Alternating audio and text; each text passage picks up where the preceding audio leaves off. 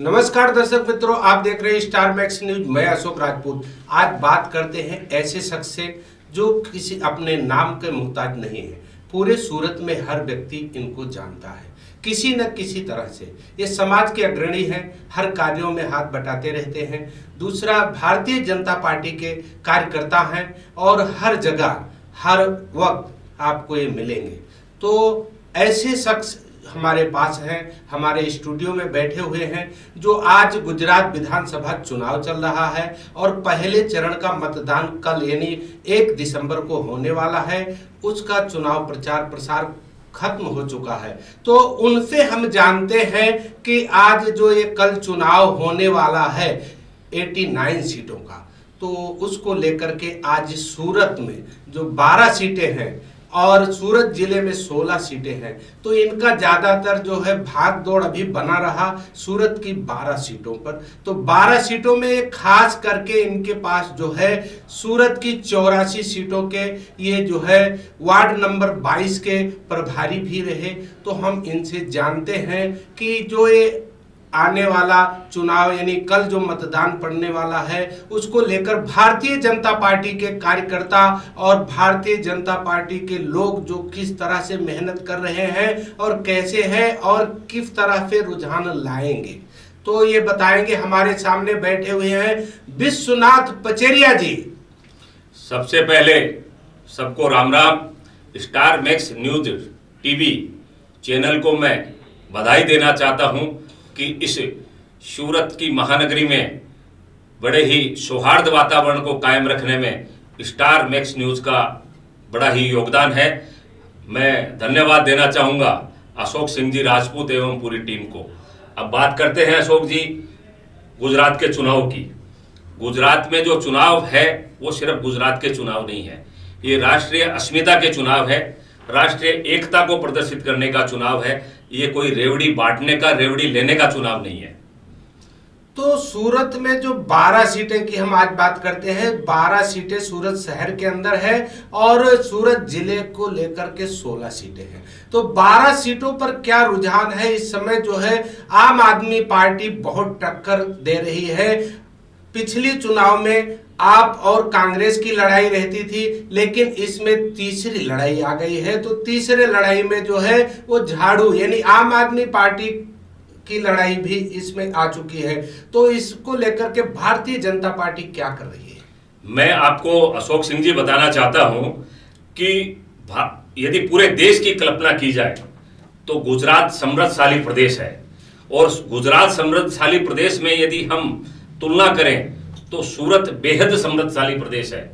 सूरत का व्यक्ति जो यहाँ व्यापार करता है, नौकरी करता है, क्योंकि माँ तापी की कृपा है, वो देने में विश्वास करता है, वो लेने में विश्वास नहीं करता, क्योंकि ये दान की नगरी है। दान लेते नहीं है, दान देते हैं। तो ये किसी भी प्रकार की रेवड़ी से इनको कोई लेना देना नहीं है, चाहे बिजली हो चाहे और हो। ये जो मोहल्ला क्लिनिक बताते हैं, हमारे आप प्रत्येक वार्ड में देखिए जो हमारे हेल्थ सेंटर हैं, गुजरात सरकार के द्वारा जो हेल्थ सेंटर दिए गए हैं, ये तो बहुत पुराने चल रहे हैं। ये तो अभी 10 रुपए की पुड़कली देते हैं, परंतु गुजरात का हेल्थ सेंटर आप देखिए, किडनी ट्रांसप्लांट तक का अहमदाबाद में सेंटर हो गया। हमारा यहाँ सिविल देखिए, यहाँ सेमीमेर हॉस्पिटल देखिए। शिक्षा की यदि हम बात करें, जो बेकार हैं, मैं निवेदन करना चाहता हूं आप स्टार मैक्स न्यूज चैनल के माध्यम से कि शिक्षा की जो स्तर की बात कर रहे हैं, हमारे सूरत महानगर पालिका के इतने 375 से ऊपर ज्यादा स्कूल चलते हैं, 2.25 लाख बच्चे पढ़ते हैं, 3.5 लाख उनके पेरेंट्स हैं। आप देखिए आप शिक्षा का स्तर, कितनी प्राइवेट संस्थानें यहाँ है। और मैं आपके माध्यम से बताना चाहता हूँ और गुजरात सरकार को विशेष रूप से धन्यवाद देना चाहता हूँ। जिस समाज में मैं जन्मा, अग्रवाल समाज में, अग्रवाल समाज को एक बहुत बड़ी जमीन अग्रवाल हॉस्पिटल के लिए लीज पर दी है सरकार ने, और हमने नरेंद्र मोदी जी को भूमि पूजन के लिए निमंत्रण भी दिया है संजय जी सरावगी के नेतृत्व में। तो वो भी हम इस सूरत की जनता को समर्पित करेंगे। तो क्या जो अभी ये इसको क्या लड़ाई मानूं या लड़ाई नहीं मानते हैं आप? आप पार्टी टक्कर में ही नहीं है। आप पार्टी कुछ वोट लेगी, बाकी टक्कर है ही नहीं। आप देखेंगे 12 की 12 सीटें हैं अशोक जी, वो Bharatiya Janata party clean sweep कर रही है। केजरीवाल जो है अभी वो लिख कर के एक पर्चा दिखा रहे थे कि हमने लिख कर के दे दिया है और भारतीय जनता पार्टी नहीं आम आदमी पार्टी सरकार बना रही है और हमारा लिखा हुआ कभी फेल नहीं जाता है। मैं आपको पूर्व में ले जाना चाहता हूं केजरीवाल जी के लिए कि उन्होंने अन्ना हजारे के आंदोलन में भी कहा था, मैं गारंटी के साथ कहता हूं कि मैं राजनीति में नहीं आऊंगा। तो उनकी गारंटी वहां तो फैल गई। तो उनकी गारंटी का उठता क्या है? आप देखो पंजाब में वो आए हैं, कितनी दुर्गति हो रही है वहां पर। वहां व्यापार धंधा एकदम बंद जैसा लग रहा है, क्योंकि व्यापारिक वर्ग को सबसे पहले चाहिए शांति का माहौल। वो शांति का माहौल गुजरात के सूरत में है। पिछली बार 16 में से 15 सीटें थी। मेरे को इस बार ऐसा लग रहा है कि 16 की 16 सीटें भारतीय जनता पार्टी के भारतीय जनता पार्टी के बड़े बड़े नेता सूरत से लेकर पूरे गुजरात में डेरा डाले हुए हैं। हमारे देश के प्रधानमंत्री सबसे अधिक रैलियां कर चुके हैं और यही नहीं, उत्तर प्रदेश के मुख्यमंत्री जो बुलडोजर बाबा के नाम से जाने जाते हैं, उन्होंने भी सूरत से लेकर के पूरे गुजरात में बहुत ही ज्यादा रैली कर चुके हैं। और ऐसे तो सांसद विधायक और मंत्री कई राज्यों के यहाँ पर डेरा डाले हुए हैं। तो इसको लेकर आप क्या कहने चाहते? कहीं से ना कहीं आपके अंदर घबराहट तो नहीं है? घबराहट नहीं है। मैं ये कहना चाहता हूं अशोक जी कि हम जब युवा अवस्था में थे, जब रामशिला पूजन चल रहा था अशोक जी सिंघल के नेतृत्व में, जब हम शिला पूजन करवाते थे और हम एक स्लोगन कहते थे कि सौगंध राम की खाते हैं, हम मंदिर वहीं बनाएंगे। और हमारे को कांग्रेस वाले पूछते थे मंदिर तो बनाओगे परंतु डेट बताओगे क्या? आज हमने डेट भी बताया है, प्रधानमंत्री जी ने भूमि पूजन भी किया है और 2024 में संपूर्ण हिंदू समाज रामलला के दर्शन भी करेगा।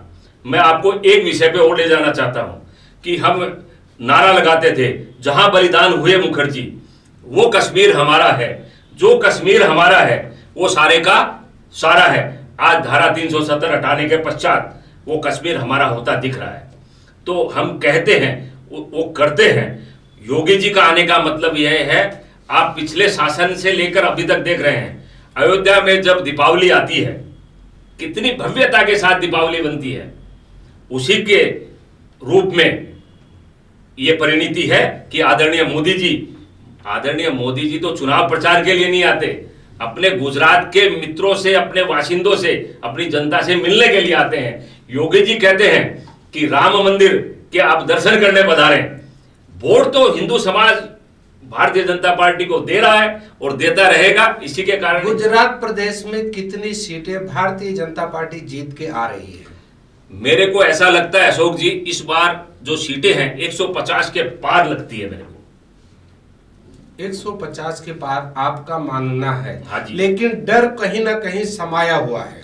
डर बिल्कुल भी नहीं है। ये भारतीय जनता पार्टी की स्ट्रेटेजी रहती है कि बूथ के कार्यकर्ता से लेके प्रधानमंत्री, राष्ट्रीय अध्यक्ष तक उस एक समानांतर भूमिका में पार्टी का प्रचार करते हैं। यही एकता है, एकता का मंत्र है, वो भारतीय जनता पार्टी में सुदृढ़ रूप से काम कर रहा है। और उसी की परिणति है कि चाहे वो राष्ट्रीय अध्यक्ष जेपी नड्डा जी हो, चाहे गृह मंत्री अमित शाह जी हो, या प्रधानमंत्री मोदी जी हो, या योगी जी हो, या हमारे राजस्थान भारतीय जनता पार्टी के प्रदेश अध्यक्ष डॉक्टर सतीश पूनिया जी के नेतृत्व में 200 आदमियों की टीम पिछले 3 महीने से वो 46 सीटों पर लगी हुई है।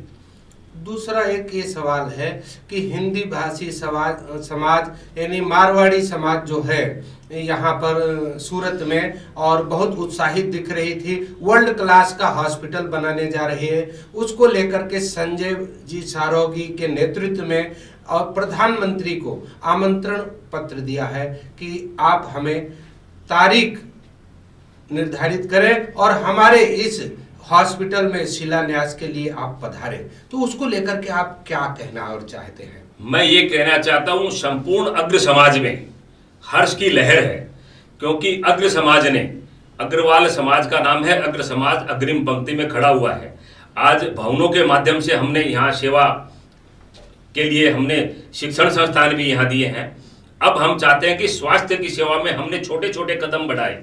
हमारा सिटी लाइट में भी एक ओपीडी चल रहा है, हमारा अग्रवाल समाज के सानिध्य में घुड़दौड़ पर भी अपना वहाँ चल रहा है, परंतु हम विशाल का एक हॉस्पिटल का निर्माण करना चाहते हैं। इस नाते सूरत महानगर पालिका एवं राज्य सरकार और केंद्र सरकार का अग्रवाल समाज तहे दिल से आभार प्रकट करता है कि हमको इस सूरत की सेवा के लिए हमको जमीन आवंटित की और हम संपूर्ण समाज के लिए यह हॉस्पिटल जल्द से जल्द श्री संजय जी सरावगी के सानिध्य में हम इस सूरत की जनता को समर्पित करना चाहते हैं। धन्यवाद विश्वनाथ पचेरिया जी, आप हमारे स्टूडियो में पधारे उसके लिए बहुत बहुत बधाई। और आपने भारतीय जनता पार्टी की 150 सीटें जीतने का दावा किया और अग्रवाल समाज द्वारा हॉस्पिटल जो बनाए जा रहे हैं उसकी भी जानकारी दी।